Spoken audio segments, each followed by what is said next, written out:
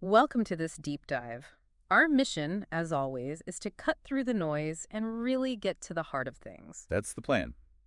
And today we're tackling Palantir Technologies. We've got a couple of recent analyses here from Seeking Alpha, Right. and they both seem to be pointing towards something, pretty significant. It looks like Palantir isn't just, playing the usual tech game. They might actually be building a whole new playing field. Mm-hmm. That's a good way to put it. So our focus today is really trying to understand Palantir's competitive advantages that Moat everyone talks about, and crucially, how sustainable that might be. How is it built to last? Exactly. We need to look beyond the surface. We'll be digging into their unique approach, especially around enterprise AI and also their big footprint in government contracts, what's really driving their potential longevity. And these two articles give us a really compelling look under the hood. The first one makes this pretty bold case. Palantir is positioning itself as like the essential operating system for enterprise AI. Not just another software company, then. Far from it. A much bigger ambition than being, just another SaaS provider. And the second article kind of doubles down on that, especially with this Google Cloud partnership. Ah, yes, the FedStart connection. Right, suggesting their advantages have solidified into what the article calls an indispensable fortress. Okay. Indispensable fortress. Strong words. Definitely. Yeah. So it's a great chance for us to unpack what makes Palantir different and maybe why they're so hard to challenge. All right, let's get into it. Starting with that big idea.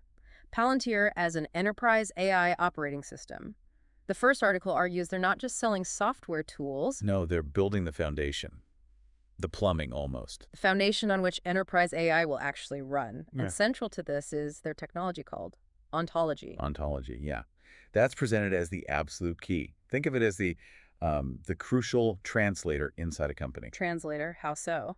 Well, it takes all the messy business logic, the rules, the processes, how things actually get done, and turns it into a language that AI agents can properly understand and act on. Okay, so it bridges the gap between, say, a manager's decision process and what an AI can compute. Precisely.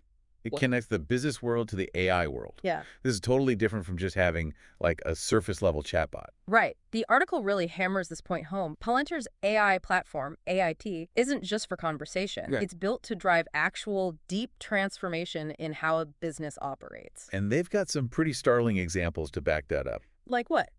Well, there's a big Fortune 500 bank mentioned. Yeah. Used AIP for some critical back-end process. Took it from 5 days down to 3 minutes. 5 days to 3 minutes. That's transformative is the right word. It really is. Or an auto parts supplier. Slashed their engineering validation loop. Apparently this took 100 hours down to less than 1 hour. Oh. And then there's healthcare examples too, like at the Cleveland Clinic. Big drops in ER wait times, like 38 minutes less, and OR inefficiency cut by 40%. These aren't minor tweaks. These are fundamental operational improvements. Exactly. And this ties into another really interesting point the article makes. As large language models, the LLMs, get better, but also more similar, essentially becoming commoditized, which Palantir apparently saw coming. Okay. The real value, the competitive edge, shifts. It moves to the infrastructure needed to actually deploy and use these models effectively inside a complex business. Ah, so it's not just having the smartest AI, it's about having the system to make it work in the real world. You got it. And Palantir, having spent years building exactly that kind of robust deployment infrastructure, they have a massive head start. The article calls them a protocol layer operator. A protocol layer operator. What does that really mean in practice? Like the basic rules of the road? Kind of like the underlying internet protocols, yeah. TCP/IP for enterprise AI, maybe. Yeah. The essential foundational layer that lets everything else connect and function. Okay, I think I get that. And the more companies use AIP, powered by this ontology thing, for their core The decisions, smarter it gets. the smarter and the more embedded it becomes. Yeah. It creates this self-reinforcing flywheel effect. A flywheel. I like that picture. So it's not just linear growth, like adding one customer at a time. No, it's more dynamic. As AIP gets used for, say, underwriting risk or predicting maintenance needs or allocating resources, It learns and improves. it learns, improves, and gets woven deeper into how the company runs, which then encourages using it for more things. And that drives scale and presumably better margins for Palantir, too. Exactly. It's this virtuous cycle driving both scale and margin growth, which leads us straight into this idea of Palantir's unbeatable moat. Right, the first article uses that pretty strong language. Why is it supposedly so hard for competitors to catch up? Well, it's not just one thing, it's a combination. Okay. First, you need total visibility into all the company's data-structured stuff in databases, but also unstructured things like emails, reports, you name it. Full stack visibility. That alone sounds difficult. Extremely. Second, Palantir has built up this deep practical knowledge from years of complex deployments in different industries. They call it their deep vertical implementation heritage. Real world experience, basically. Tons of it. And the final piece, the glue, is Ontology, that abstraction layer we keep mentioning, which came directly out of all that hands-on experience. So it's the data access, the experience, and the tool built from that experience all working together. Precisely. The article literally suggests it would take a competitor maybe a decade to even get close. And that's if they could legally get the same data access, which is a huge if. A decade. That's a lifetime in tech. And Ontology is positioned as the key to actually deploying these powerful LLMs effectively in a business, owning the runtime layer. Yeah, owning the layer that makes AI operational rather than just experimental. It's about making it work reliably, securely across the whole enterprise. Okay, let's maybe zoom in on Ontology itself then. The article calls it the organization's digital brain operating in real time. What does that actually mean? It means it's not just a static database. It's actively involved in orchestrating decisions. It connects everything, people, machines, AI, using a common language of objects. Objects, like a truck, a customer order, a sensor reading. Exactly. It can be physical things, digital things, anything relevant. And it breaks down decisions into the basic components. The facts, the rules that apply, and the actions you can take So it understands the context of a decision. deeply. And because it understands that context, it can automate workflows, suggest the best next step, even act as this intelligent control layer over operations. Creating a kind of feedback loop. A really powerful one. Human input, AI analysis, real-world results, they all feed back into the system, making it smarter and enabling this kind of scalable human-AI collaboration. You can start moving towards enterprise-level autonomy in real time. That deep integration sounds incredibly sticky and complex to replicate. That's the point. It's the depth and the real-time feedback that builds the moat. Okay, now let's shift gears slightly. The first article also talks about Palantir evolving Yeah. from being mainly a defense contractor to becoming an AI industrial policy platform. That sounds like a big shift. It is a significant framing. It reflects how involved they're getting in major national initiatives like Operation Warp Speed during the pandemic. Right, I remember that. And they've also apparently made it much easier for their partners to get FedRAMP high clearance that's crucial for selling tech to the U.S. government. Which ties into the second article's focus, doesn't it? It does. We'll get back to that. But yeah, Q4 2024 seemed like a real turning point for their federal business. Big revenue growth year over year, key deployments like Mission Manager and CJBILI DC2. CJDC2, that's the military's big push for integrated command and control, right? Broadly, yes. Joint all-domain command and control, integrating information across all branches of the military. Palantir playing a role there is significant. And it's not just the U.S. government. They mention the UK's NHS. Correct. The National Health Service deployment is a major international government win for them.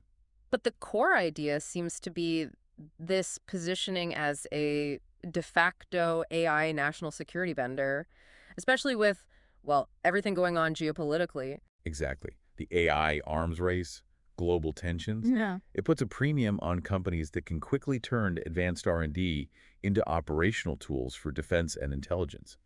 Palantir seems very good at that translation piece. So they're moving beyond just being a vendor. The article uses the word dependencies. That implies they're becoming fundamentally integrated. That's the argument. Not just contracts, but becoming part of the essential plumbing for national security for critical infrastructure. They get woven into these vital national workflows. Which makes their position incredibly defensible. Hugely. And it ties into these broader trends, reshoring, manufacturing, digital sovereignty. Palantir sits right at the intersection of government needs and commercial innovation in these areas. Interesting. Now, what about this capital light growth? They had huge commercial bookings growth in the U.S., like 134% YoY in Q4 24, but didn't massively increase headcount. How? The term used is product-driven expansion through use case virality. Meaning the product sells itself, more or less. Pretty much. The idea is that platforms like AIP and the established ones like Gotham for government and Foundry for commercial are just so effective, That clients see the results and want to use it for more things and tell other potential clients. Exactly. The value is tangible, so adoption spreads more organically, maybe less reliant on just brute force sales efforts. You also see their U.S. commercial customer count growing fast, the total value of their deals going up. And existing big customers spending more. Right. The average contribution from their top 20 accounts is increasing, which shows they're successfully upselling and expanding within their existing base.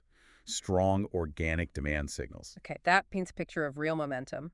Now let's bring in that second article. It argues the moat is now an indispensable fortress. What's the key development there? The big one is the strategic partnership with Google Cloud, specifically integrating Google Cloud into Palantir's FedStart platform. Right, FedStart. Remind us quickly what that does. FedStart is basically Palantir's way of helping other SaaS companies get authorized to sell to the U.S. government much, much faster. Yeah. It helps them bypass the really complex, slow compliance hurdles like FedRAMP or DoD impact levels. How? By letting them run on Palantir's already approved system? Essentially, yes. The article calls it accreditation as a service. These software vendors can run their products inside Palantir's secure, pre-accredited environment instead of going through the whole process themselves. Which saves them. A lot of time and money. The article says independent accreditation can take like 18 months or more and cost over $1 million. With FedStart, it could be as little as 3 months. Wow, okay, that's a huge shortcut. And it's apparently usage-based pricing, which can be cheaper too. So what's the strategic angle for Palantir and Google Cloud here? It's obviously great for the SaaS vendors. Well, the article frames it as a win-win-win. Yeah. SaaS vendors get that fast track. Government agencies get access to more innovative tech, faster, with less risk. And Palantir. Palantir becomes this essential bridge, this connective tissue between the tech industry and the government.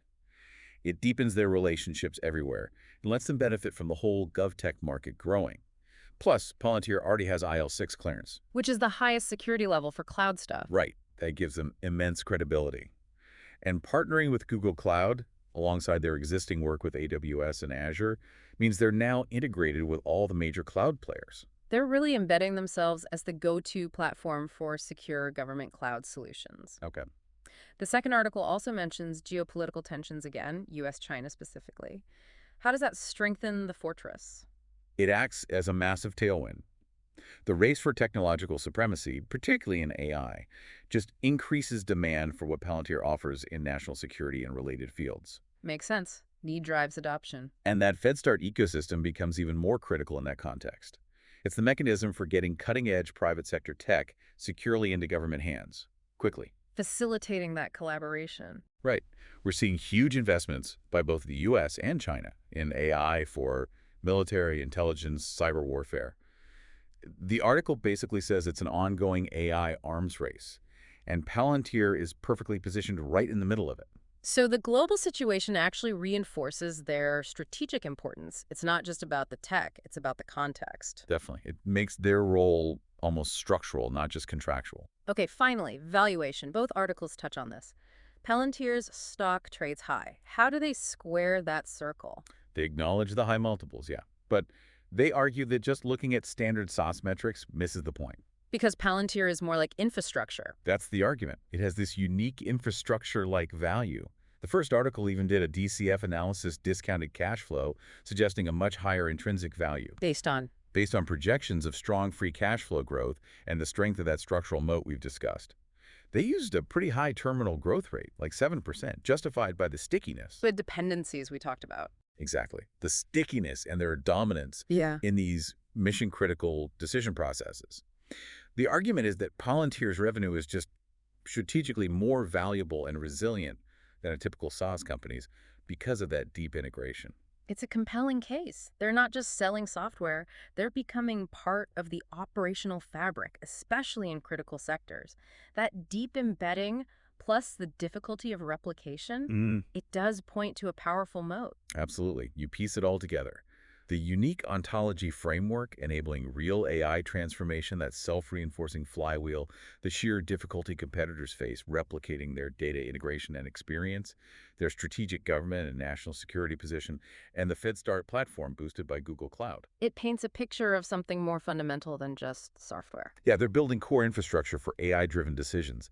That's where the long-term dependencies and the truly formidable enduring advantage come from. So, looking ahead, as AI gets even more woven into how businesses and governments operate, how might Palantir's role as this underlying operating system evolve? What other advantages might emerge from being so deeply integrated, so essential? It really makes you think, doesn't it?